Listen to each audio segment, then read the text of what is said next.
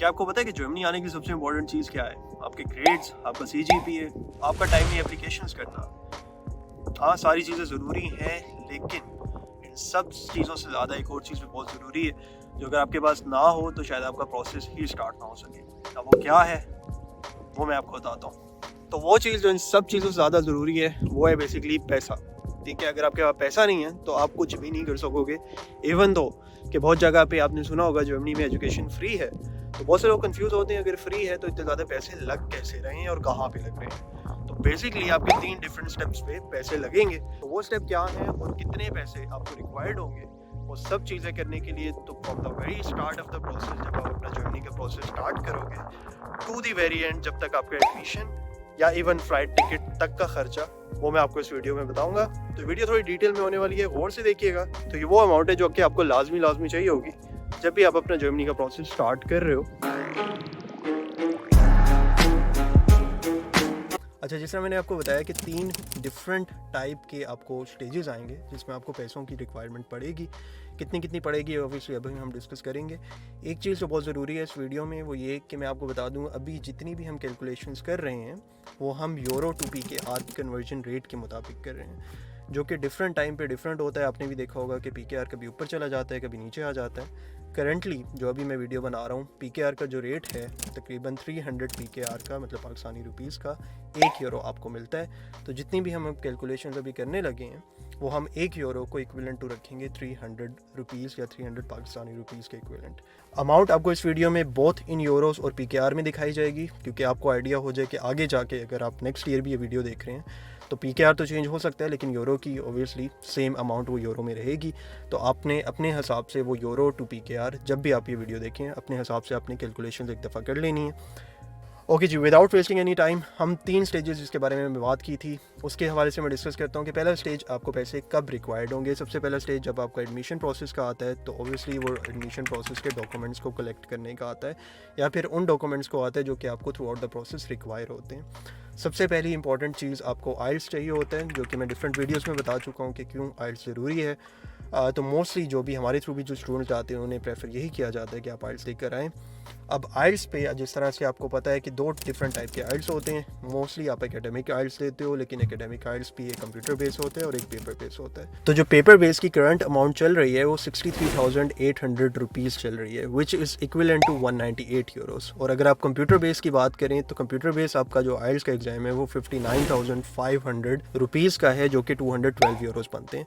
तो डिपेंड करता है कि आप कौन सा आइल्स दे रहे हो। पेपर बेस दे रहे हो तो आपके राउंड अबाउट 198 यूरोस लगेंगे, अगर आप दूसरा कंप्यूटर बेस देख रहे हो तो ये 212 यूरोस लगेंगे। ठीक है, सेकंड स्टेप जो आप करते हो वो अपनी डिग्रीज या जितने भी डॉक्यूमेंट्स होते हैं ऑफिशियल डॉक्यूमेंट्स उनको वेरीफाई करवाते हो। अब डिफरेंट वीडियोस में बना चुका हूँ कि कौन कौन से डॉक्यूमेंट्स को अपने वेरीफाई करवाना होता है और किस तरह कराना होता है। उसमें HEC की अटेस्टेशन आ जाती है, IBCC की अटेस्टेशन आ जाती हैं, मतलब कि जो आपका रेलिवेंट बोर्ड है उसकी अटेस्टेशन आ जाती हैं। जो थर्ड अटेस्टेशन नॉर्मली जो रिक्वायर्ड होती है नोटरी पब्लिक की अटेस्टेशन होती हैं। इन सबको अगर हम कंबाइन करें कि राउंड अबाउट कितना खर्चा आपका आता है, तो ये राउंड अबाउट 7,000 to 9,000 PKR के इन बिटवीन में आता है। डिपेंड करता है कि आप कितनी फोटोकॉपीज अटेस्ट करवा रहे हो, क्या कर रहे हो। तो बेसिक जो है वो 7,000 में आपके डॉक्यूमेंट्स अटेस्ट हो जाते हैं, तो कि 7,000 से 9,000 डिपेंडिंग अगेन कि कितने आप उसमें जो अमाउंट है वो खर्च कर रहे हो। तो इक्विवेलेंट टू अगर हम 9,000 लेकर चलें, राउंड अबाउट ये 30 यूरोस का आपको एक्सपेंस आता है अपने डॉक्यूमेंट्स को वेरीफाई और नोटराइज और सारी चीज़ें अटेस्ट करवाने का। थर्ड नंबर पर जो आपको इंपॉर्टेंट चीज़ चाहिए होती है वो चाहिए होती है एप्लीकेशन फ़ी। जब भी आप अप्लाई कर रहे हो जर्मन यूनिवर्सिटीज़ में तो आपने देखा होगा कि कुछ यूनिवर्सिटीज़ में तो बिल्कुल फ्री में एप्लीकेशन हो जाती है, आपको कुछ भी अमाउंट पे करने की ज़रूरत नहीं होती। लेकिन कई केसेस में आपको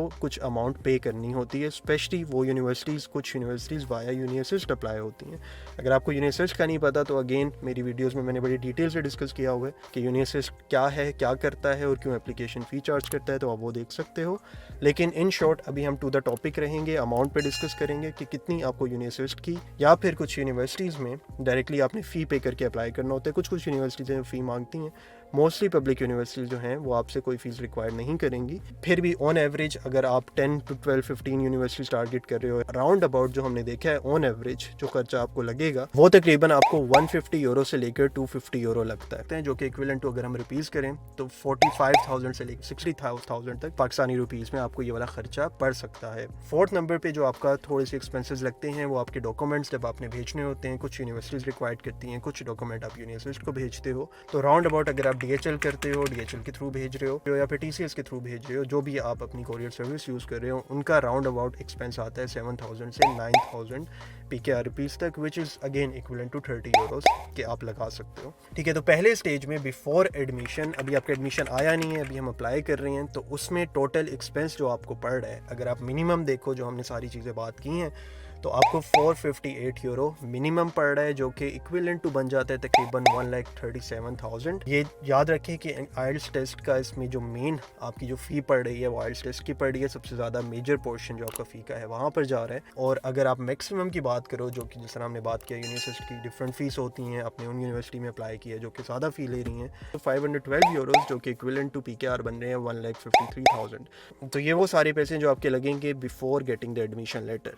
ठीक है, ये पहला स्टेज वो था कि before getting the admission letter के जो इनिशियल आप अप्लाई कर रहे हो उसमें आपको कितने एक्सपेंस लग रहे हैं। सेकंड मेन स्टेप, ठीक है, अब एज्यूम करें आपका एडमिशन आ गया, मुबारक हो अल्हम्दुलिल्लाह, आपने तकरीबन 1.5 लाख रुपए का खर्चा किया और अब आपके पास एडमिशन लेटर रिसीव हो चुका है। अब अगर आपको लग रहा होगा कि खर्चे ख़त्म हो गए, तो नहीं, अब कुछ और खर्चे स्टार्ट हो गए हैं। और वो कौन से खर्चे हैं जो एडमिशन लेटर के बाद आपको आते हैं, उसके बारे में अभी हम बात करते हैं। अच्छा, सबसे पहला खर्चा जो कि आपको एडमिशन के बाद आएगा वो आपको इनरोलमेंट फ़ी का आएगा। इनरोलमेंट फ़ी क्या होती है? बेसिकली यूनिवर्सिटी की अपनी तो फ़ी नहीं है, डिपेंडिंग कि आपका पब्लिक यूनिवर्सिटी में एडमिशन हुआ है। अगेन मैं एज्यूम कर रहा हूँ कि पब्लिक यूनिवर्सिटी में हुआ है और ये सारी वीडियो में पब्लिक के हवाले से ही बता रहा हूँ।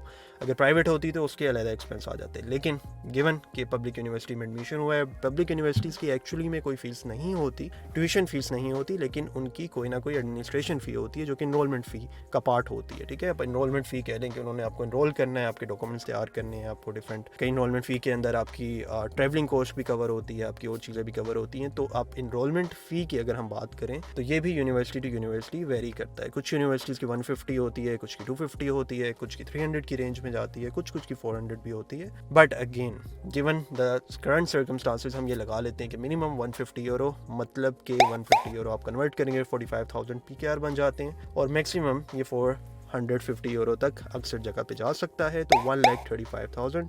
तो आप टोटल बात करें तो 45,000 से लेके 1,35,000 तक का इसके दरमियान में आपको इनरोलमेंट का खर्चा आ सकता है। जो सेकंड नंबर पे चीज़ आ जाती है वो आपकी आ जाती है वीज़ा एप्लीकेशन फ़ी। जब आप वीज़ा फाइल करते हो तो उसकी फ़ी होती है which is equivalent to 70 euro. 70 euro को अगर आप PKR में कन्वर्ट करो तो राउंड अबाउट तकरीबन ये 21,000 के रुपीज़ के इक्विवेलेंट बन रहे हैं। ठीक है, तो ये आपके दो खर्चे हो गए आफ्टर एडमिशन, लेकिन सबसे मेजर खर्चा जो कि आफ्टर एडमिशन आपको उठाना होता है जब आपका वीज़ा आता है, तो वो खर्चा है, यस वी ऑल नो, वो खर्चा है जी ब्लॉक्ड अकाउंट का। ठीक है जी, ब्लॉक्ड अकाउंट सबसे बड़ा और मेजर खर्चा होता है जब भी जो लोग जर्मनी के लिए अप्लाई कर रहे होते हैं उन्हें इस बात का आइडिया होगा। अगर नहीं तो मैं आपको बता दूं, ब्लॉक्ड अकाउंट का खर्चा आपको देना पड़ेगा। अब ये वो खर्चा है जो कि फ़ी नहीं है, पैसे आपके ही होते हैं, लेकिन वहाँ जाकर गवर्नमेंट आपसे गारंटी मांगती है कि आपके जो भी स्टूडेंट यहाँ पर आ रहे हैं उनके पास अपनी पूरे साल की जो एक्सपेंसेस है वो कवर करने के कैपेबल हैं। ठीक है, अब वही अमाउंट वो आपसे कहते हैं कि आप अपने ब्लॉक्ड अकाउंट में जमा करवाओ।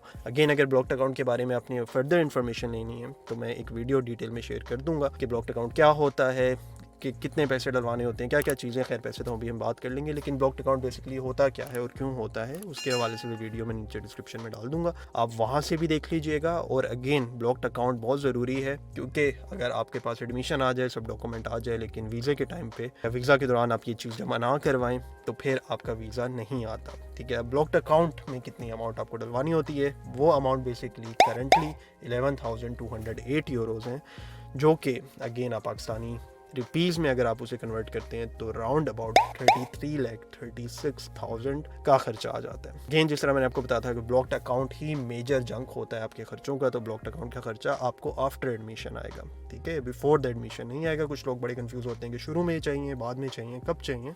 तो ब्लॉक्ड अकाउंट बेसिकली जब एडमिशन लेटर आ जाता है और जब आप वीज़ा इंटरव्यू देने जा रहे होते हो तब आपको ब्लॉक्ड अकाउंट की रिक्वायरमेंट होती है। ठीक है जी, और टोटल अब मिनिमम जिस तरह हम लगा लेते हैं कि आफ्टर एडमिशन मिनिमम कितना खर्चा आ सकता है और मैक्सिमम कितना आ सकता है, तो मिनिमम आपका 34 लाख पाकिस्तानी रुपीज़, जो कि इक्विवेलेंट हैं 11,400 यूरोज़ के। और अगर मैक्सिमम बात करते हैं, अगर आपकी नॉन फीस ज़्यादा है, कुछ ऐसे खर्चे आ गए हैं, तो अगेन वो 35 लाख तक जा सकती है, जो कि 11,500 यूरो तक आपके बन जाते हैं। ठीक है जी, ये आपके 2 स्टेप्स हो गए हैं, बिफोर एडमिशन, आफ्टर एडमिशन। अब आप कहोगे कि तीसरा किस चीज़ के बारे में आपने बात की थी। Third and the most important cheese, after visa आपको कौन सा वो खर्चा है जो आपको बियर करना पड़ता है। तो ऑब्वियसली वो आपके टिकट की कॉस्ट होगी, जो कि आप प्लेन का टिकट बाय करके यहाँ पे आओगे। Normally one way ticket buy होता है और जिसकी price round about 450 to 500 euros तक जा रही होती है। तो अगर आप ये देखो 450 to 500 यूरो, तकरीबन आपका 1,30,000 से लेकर 1.5 लाख तक का आपका जो टिकट का खर्चा है वो आपको देना पड़ सकता है। तो ये वो एक्सपेंस हैं जो आपने प्रोसेस स्टार्ट करने से लेकर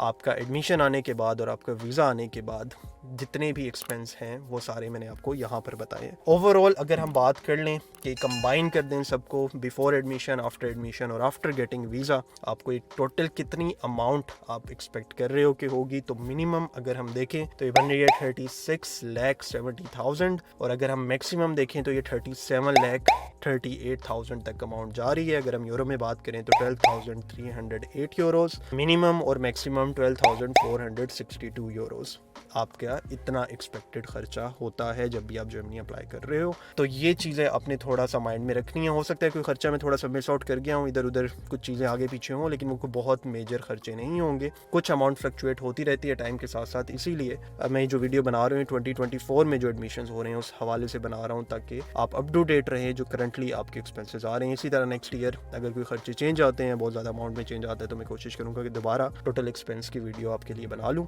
तो ये 3 मेजर स्टेप्स मैंने आपको बताए, लेकिन अभी एक चीज़ बहुत ज़रूरी है जो कि आप शायद बहुत से लोगों को नहीं पता हो, तो उसके लिए आप ये वीडियो एंड तक देखिएगा। लेकिन उससे पहले एक छोटा सा मैंने आपको एक चीज़ बतानी है जो कि आपके लिए बहुत फ़ायदेमंद है, इसके बारे में, ब्लॉक्ड अकाउंट के बारे में। ठीक है, अब ब्लॉक्ड अकाउंट बेसिकली आपको चाहिए होता है, जिस तरह मैंने बताया कि वीज़ा प्रोसेस के दौरान सारी चीज़ें आपने कर ली, एडमिशन हो गया, तो ब्लॉक्ड अकाउंट आपको रिक्वायर्ड होता है। बट ठीक है, but and there is a big but, के एक कंडीशन होती है जिसमें आपको ब्लॉक्ड अकाउंट की रिक्वायरमेंट नहीं होती। एक नहीं बल्कि डिफरेंट कंडीशंस होती हैं। वो क्या होती हैं उसके बारे में बहुत डिटेल वीडियो मैंने बनाई है, तकरीबन वो तो 15-20 मिनट की अलहदा से वीडियो है।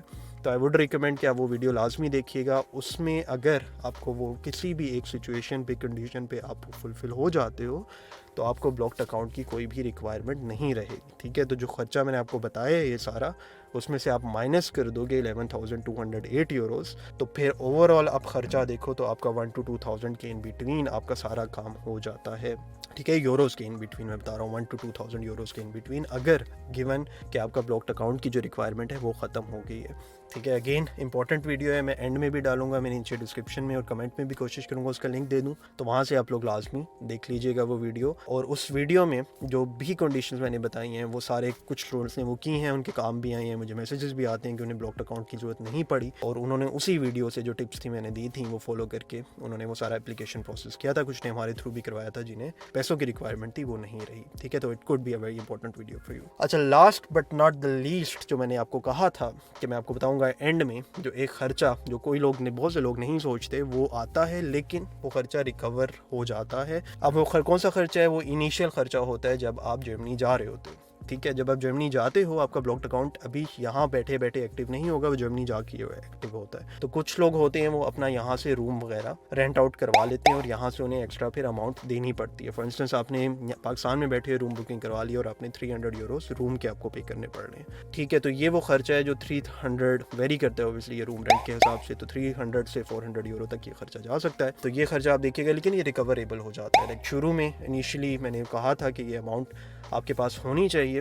ठीक है, ये अमाउंट होगी तो आप रेंट वगैरह हो जाता है, लेकिन ये आप रिकवर कर लेते हो जब ब्लॉक्ड अकाउंट आपका वापस मिलता है। एक और खर्चा जो शुरू में मैं हर स्टूडेंट को जो हमारे थ्रू भी जाते हैं मैं उन्हें भी रिकमेंड करता हूँ कि आप लाजमी अपने पास कुछ कैश अमाउंट लेकर जाओ। ठीक है, तकरीबन 800 to 1000 यूरोस अब अपने पास लेकर जाओ, क्योंकि ये आपको इनिशियल पीरियड में बहुत हेल्प आउट करते हैं, स्पेशली उस पीरियड में जब तक आपका ब्लॉक्ड अकाउंट एक्टिव नहीं हुआ होता। और कई जगह कुछ ना कुछ टाइम लग जाता है ब्लॉक्ड अकाउंट को एक्टिव होने में, मतलब 15 to 20 डेज to 1 महीना भी लग सकता है। तो ऐसा ना हो कि आप कुछ भी पैसे अपने साथ लेकर ना जाओ और फिर वहाँ पर आपको मसला आया, आपको मैंने तो सारे जमा करवा दिए थे लेकिन अभी वो एक्टिव नहीं हो तो आपको मिलेंगे नहीं, और मिलेंगे नहीं तो फिर आप यूज़ क्या करोगे। ठीक है, तो कैश अपने साथ यूरोस अपने साथ लेकर जाना, PKR नहीं, PKR को अपने कन्वर्ट करवाना यूरोस में, और वो यूरोस अपने साथ लेकर जाना बहुत ज़रूरी चीज़ है। ठीक है, तो नॉर्मली अगर आप अपने खुद से ये सारी चीज़ें अप्लाई कर रहे हो, ये सारी अमाउंट मैंने तब बताइए जब आप खुद से अपना सारा प्रोसेस अप्लाई कर रहे हो। जिस तरह स्टूडेंट कुछ हमारे थ्रू भी अप्लाई करते हैं, तब ऑब्वियसली उसके अलहदा से कुछ चार्जेस होते हैं, एप्लीकेशन चार्जेस होते हैं, वो सारे चार्जेस मेरी वेबसाइट पे मेंशन है। कुछ लोग इंडिविजुअल सर्विसेज लेते हैं, कुछ लोग पूरा प्रोसेस करवाते हैं। तो अगर आप हमारे थ्रू करवाना चाह रहे हो, मेरे थ्रू या एक्सेस फीचर के थ्रू, अगेन सेम थिंग, तो फिर आपको वेबसाइट पे जाना पड़ेगा, आपको चीज़ देखनी पड़ेगी कि कौन सी सर्विसेज आपको चाहिए, कितनी अमाउंट है उन सर्विसेज की, वो सारी सर्विसेज की अमाउंट वहाँ पर मेंशन है, और आप वो भी चूज़ कर सकते हो, आप फुल पैकेज भी ले सकते हो, आप इंडिविजुअल सर्विसेज भी ले सकते हो, जिसकी भी आपको ज़रूरत है जर्मनी के हवाले से। जो भी प्रोसेस आप करवाना चाह रहे हो, आप मेरी वेबसाइट पे आपको उनकी सारी डिटेल मिल जाएगी। अगर आप इन कॉन्टैक्ट आना चाहते हो हमसे, तो आपने अपना गूगल फॉर्म जो भी हमने वहाँ पर दिया है, आपने फिल आउट करना है, ताकि आपके डाटा और इन्फॉर्मेशन हमारे पास हो, हम अकॉर्डिंगली फिर आपको कॉन्टैक्ट कर सकें। ठीक है, तो ये वो सारी चीज़ें थी जो बड़ी इंपॉर्टेंट थी इस वीडियो में। आई होप ये वीडियो आपको पसंद आई होगी, आपके बहुत काम आई होगी। आई है तो डू लाइक द वीडियो, और अपना बहुत ख्याल रखिएगा, दुआओं में याद रखिएगा, मुझे भी याद रखिएगा। खुशखबरी मैंने आपको देनी थी, अल्हम्दुलिल्लाह मेरे ट्विन्स हुए हैं, एक बेटा है और एक बेटी है, तो उन्हें भी अपनी दवाओं में याद रखिएगा। आजकल मैं इसीलिए, आप मेरी हालत से देख रहे हैं, नींद मेरी पूरी नहीं हुई, पिछले कोई 2 हफ्ते हो गए। ठीक है, तो मैं रातों को जाग ही रहा होता। दवाओं में उन्हें भी याद रखिएगा, मुझे भी याद रखिएगा। इंशाल्लाह आपसे नेक्स्ट वीडियोज़ में मुलाकात होती रहेगी। सी यू सून, और डू सब्सक्राइब द चैनल। अगर आपको वीडियो थोड़ी सी भी हेल्प आउट की है तो please do like and share. Next videos में आपको मिलते हैं, तब तक के लिए अल्लाह हाफ़िज़। हटो बचो स्क्वाड मेरी hard, catch you of guard, तेरी क्या बिसात।